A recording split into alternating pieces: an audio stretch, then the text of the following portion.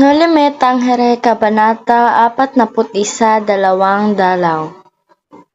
Sa kalagayang iyo'y ayaw dalawin ng antok si Ibarra, kaya't para malibang at mapalayo ang malulungkot na pag-iisip na lalong lumalaki sa gabi, ay pumasok sa ulilan niyang laboratorio at hinarap ang paggawa.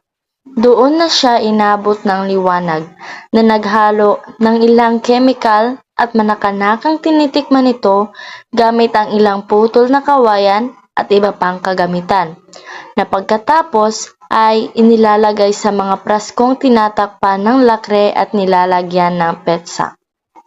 Pumasok ang isang trabahador niya at sinabi sa kanya ang pagdating ng isang taga-bukid. "Tuloy!" ang sabi na hindi man lumingon. Pumasok si Elias na tahimik na nakatayo. "Ah, kayo pala!" ang bulalas ni Ibarra sa wikang Tagalog nang siya'y makilala. "Ipagpatawad ninyong pinapaghintay ko kayo. Hindi ko napansin. Mayroon akong ginagawang isang mahalagang eksperimento." "Ayokong kayo'y abalahin," ang sagot ng batang piloto.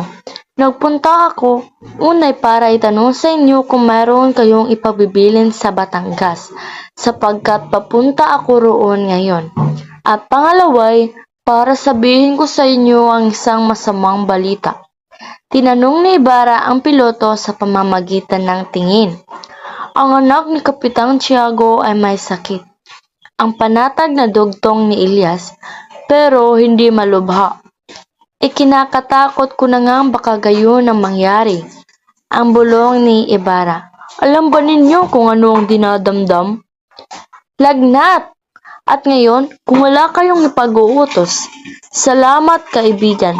Hinahangad kong kayo'y magkaroon ng isang mabuting paglalakbay. Pero ipahintulot muna ninyo sa akin ang isang katanungan. Kung inaakala ninyong di nararapat sagutin ay huwag sagutin." Si Elias ay yumuko. "Paano ninyong napipigil ang gulo kagabi?" ang tanong ni Ibarra na itinitig ang mata sa kausap. "Madali," ang tugon ni Elias ng buong kapanatagan. "Ang mga namumuno sa kilusan ay ang magkapatid na ang ama ay napatay sa pagbugbog ng Gwardiya Sibil. Isang araw ay nagkapalad akong iligtas nila sa mga kamay ding kinahulugan ng kanilang ama, at kapwa kumilala sa akin ang utang na loob. Sila ang kinausap ko kagabi at sila na ang pumayapa sa iba. At ang magkapatid na iyan na ang ama'y namatay sa